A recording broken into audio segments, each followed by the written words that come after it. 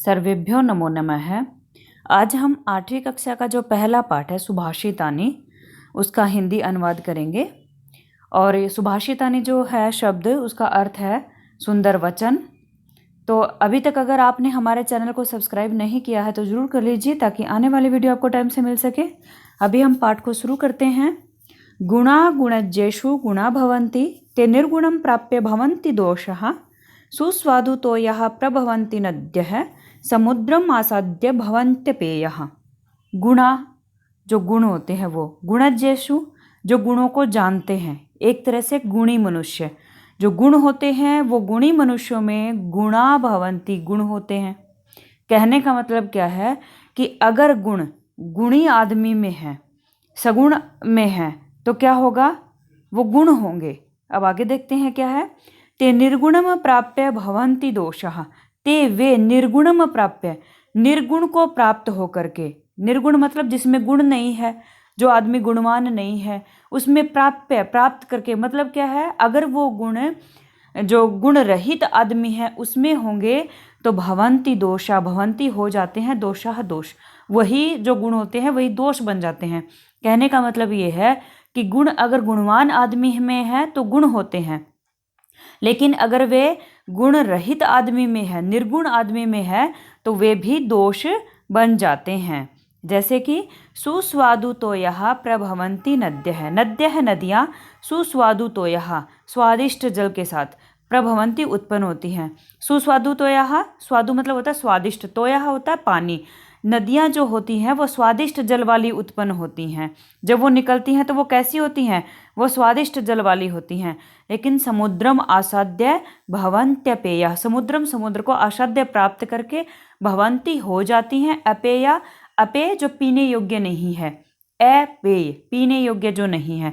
यानी कि जब नदियाँ समुद्र में मिल जाती हैं तो वो पीने लायक नहीं रहती, क्योंकि समुद्र का पानी खारा होता है।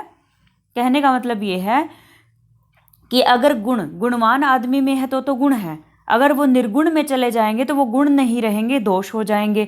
जिस प्रकार नदियाँ जो होती हैं वो मीठे जल के साथ उत्पन्न होती हैं, लेकिन जब वो समुद्र में मिल जाती हैं तो वो कैसी हो जाती हैं, अपेय हो जाती है, पीने योग्य नहीं रहती हैं। अगला श्लोक हम देखते हैं।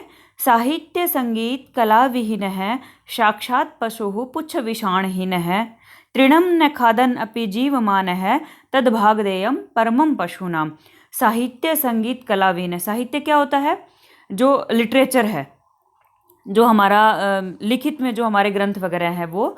संगीत, संगीत यानी कि म्यूजिक, कला जो कला है, आर्ट है, उससे विहीन है, रहित है जो, यानी कि जिसमें ना साहित्य है, ना संगीत है, ना कला है, वो साक्षात पशु पुच्छ विषाणहीन है। साक्षात पूरी तरह से वास्तव में वो क्या है, पशु जानवर है, पुच्छ विषाणहीन है। पुच्छ मतलब पूंछ, विषाण का अर्थ होता है सींग, और हीन का अर्थ है रहित, यानी कि वो बिना पूंछ और सींग का वास्तव में क्या है, पशु है, जिसके पास ना साहित्य है, ना संगीत है, ना कला है। यानी कि अगर उसको कुछ भी नहीं आता तो वो पशु के समान है। तृणम न खादन अपि जीवमान है, तृणम तिनके को न नहीं, खादन खाता हुआ, अपि मीन भी, जीवमान है जिंदा रहता हुआ, यानी कि वो कैसा है, वो तिनके को नहीं खाता है फिर भी क्या है, जिंदा रहता है। तद भागदेयम परमम पशुनाम, तद वह भागदेयम सौभाग्य है, परमम अत्यधिक, पशुनाम पशुओं का, वो पशुओं का अत्यधिक सौभाग्य है। पशुओं का सौभाग्य कैसे हुआ कि वो है तो पशु लेकिन वो तिनका नहीं खाता है, यानी कि वो तिनका भी खाने लगे तो पशुओं के लिए क्या हो जाएगा, वो नुकसानदायक हो जाएगा ना। अगला श्लोक हम देखते हैं। लुब्धस्य नश्यति यशः पिशुनस्य मैत्री, नष्ट क्रियस्य कुलम अर्थपरस्य धर्मः, विद्याफलं व्यसनीनः कृपणस्य सौख्यम, राज्यम प्रमत सचिवस्य नराधिपस्य। लुब्धस्य, लुब्धस्य क्या होता है, लालची का, लुब्ध कौन होता है, लालची का। नश्यति नष्ट हो जाता है, यशः यश, यानी कि उसकी जो प्रतिष्ठा है, उसकी जो प्रसिद्धि है, उसका जो गौरव है वो नष्ट हो जाता है, किसका, जो लालची होता है उसका।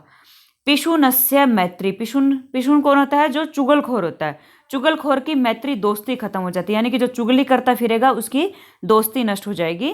नष्ट क्रियस्य, नष्ट मतलब नष्ट है जिसकी क्रियस्य क्रियाएं, यानी कि जो काम नहीं करता, नष्ट क्रियस्य जिसकी क्रियाएं खत्म है, यानी कि जो काम नहीं करता, उसका कुलम कुल परिवार नष्ट हो जाता है। और अर्थपरस्य जो धन के वश में रहता है, एक तरह से जो धन अर्जन में ही लगा रहता है उसका क्या धर्म है, धर्म नष्ट हो जाता है। ठीक है, आगे है विद्याफलम व्यसनीन है। विद्याफलम, विद्या व्यसनीन है आलसी की, जो व्यसनी है, बुरे कार्यों में जो लगा रहता है, जो आलसी है, उसका क्या विद्या नष्ट हो जाती है। कृपणस्य सौख्यम, कृपण कौन होता है, जो कंजूस होता है, उसका क्या सौख्यम, जो उसका सौहार्द है, ठीक है, उसका वो नष्ट हो जाता है। राज्यम प्रमत सचिवस्य नराधिपस्य, और राज्यम और राज्य जो है वो प्रमत सचिवस्य, प्रमत कौन होता है, जो मूर्ख है, ठीक है, मंद बुद्धि वाला जो है, उस सचिवस्य मंत्री का, नराधिपस्य राजा का, यानी कि जिस राजा का मंत्री जो है वो मंद बुद्धि है, उसका राज्य नष्ट हो जाता है। कहने का मतलब ये है कि जो लालची है, जो चुगलखोर है, जो काम नहीं करता, जो धन के वश में रहता है, जो व्यसनी है, बुरे कार्यों में लगा रहता है, जो कंजूस है, और जिसका मंत्री मूर्ख है, उसका राज्य नष्ट हो जाता है। अब हम अगला श्लोक देखते हैं। पीत्वा रसम तु कटुकम मधुरम समानम माधुर्यम एव जनयेत मधुमक्षिकासौ संतस्तथैव सम सज्जन दुर्जनानाम श्रुत्वा वचः मधुर सुक्त रसम सृजन्ति। पीत्वा, पी करके, रसम रस को, तू तो, कटुकम कड़वा, मधुरम मीठा, समानम बराबर, यानी कि कड़वे और मीठे रस को समान पी करके, मतलब बराबर ही पी करके, माधुर्यम एव, माधुर्य को ही, शहद को ही, जनयेत मधुमक्षिका असौ, असौ वह मधुमक्षिका मक्खी, माधुर्यम एवं शहद को ही जनयेत पैदा करती है। यानी कि मक्खी जो होती है, मधुमक्खी जो होती है, वो कड़वे और मीठे रस को बराबर ही पीती है, लेकिन वो शहद ही पैदा करती है, शहद ही उत्पन्न करती है। तथैव वैसे ही, संतः सज्जन लोग, सम सज्जन दुर्जना नाम, सज्जन जो अच्छे मनुष्य हैं, दुर्जन जो दुष्ट मनुष्य हैं, उनको समान ही, श्रुत्वा सुन करके, वचः है वाणी, यानी कि जो संत लोग होते हैं, जो अच्छे मनुष्य होते हैं, वे सज्जन और दुष्ट मनुष्यों की बराबर मात्रा में ही बात सुनते हैं, लेकिन मधुर सुक्त रसम सृजंती, लेकिन वो मीठी जो वचन होते हैं, मीठी वाणी जो होती हैं, उसी को पैदा करते हैं। कहने का मतलब ये है कि मधुमक्खी कड़वे और मीठे रस को बराबर मात्रा में पीती है, फिर भी वो शहद उत्पन्न करती है।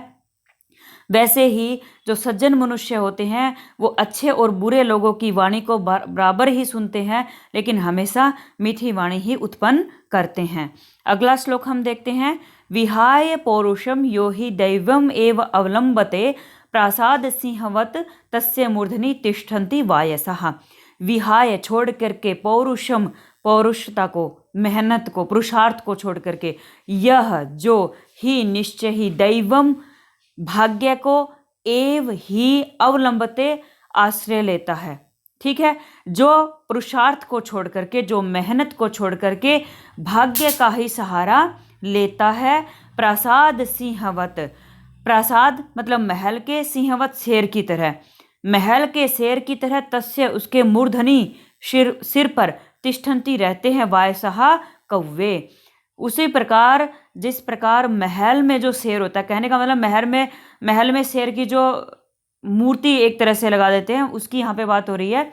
जिस प्रकार से उस शेर के सिर पर कौवे बैठे रहते हैं, वैसे ही जो भाग्य का सहारा लेता है, जो मेहनत नहीं करता, उसका क्या हाल होता है, उसका वो नष्ट हो जाता है। अगला श्लोक हम देखते हैं। पुष्प पत्र फल छाया मूल वलकल दारु भी धन्या महीरूहा येषाम विमुखम यान्ति नार्थिनः। इसमें क्या कहते हैं, इसमें पेड़ों के बारे में बताया गया है कि पेड़ जो हैं वो कैसे हैं। पुष्प फूल हैं, पत्र पत्ते हैं, फल उनमें फल होते हैं, छाया छाया देते हैं, मूल जड़, वलकल जो पेड़ की छाल है वो, और दारू भी ही लकड़ियों के द्वारा। धन्य है, मही रूहा पेड़, मही धरती होती है, रूहा धरती से जो उगते हैं वो कौन होते हैं, पेड़। मही रूहा जो है वो पेड़ का पर्यायवाची है। तो पेड़ जो है वो धन्य हैं, जो क्या कैसे हैं, फूल देते हैं, पत्ते देते हैं, फल देते हैं, छाया देते हैं, जड़ देते हैं, पेड़ की छाल भी, उनकी जो छाल होती है वो भी काम की होती है, और लकड़ियों के द्वारा वो कैसे हैं, वो धन्य हैं। ये शाम विमुखम यान्ति न अर्थिनः, ये शाम जिनसे विमुख यान्ति होते हैं, न नहीं, अर्थिनः मांगने वाले। उनसे कुछ भी अगर मांगते हैं तो उनसे विमुख नहीं होते, यानी कि खाली हाथ नहीं जाते। यानी कि पेड़ धन्य है कि उनसे, उनके पास ये सारी चीजें हैं, उनसे अगर कोई कुछ मांगता है वो खाली हाथ नहीं जाता। अगला श्लोक देखते हैं। चिंतनीया हि विपदाम आदौ वेव प्रतिक्रिया न कूप खननम युक्तम प्रदीप्ते वहनिना गृहे। चिंतनीया सोचना चाहिए, ही निश्चय ही, विपदाम मुसीबत को, आदौ एवं शुरू में ही, मुसीबत के बारे में शुरू में ही सोच लेना चाहिए, और प्रतिक्रिया जो शुरू में ही उससे क्या करनी चाहिए, प्रतिक्रिया करनी चाहिए। कहने का मतलब है जब विपत्ति दिखाई दे रही हो, दिखते ही उसके प्रति प्रतिक्रिया करनी चाहिए। प्रतिक्रिया का मतलब क्या होता है, मतलब उसके प्रति रिएक्ट करना चाहिए एक तरह से।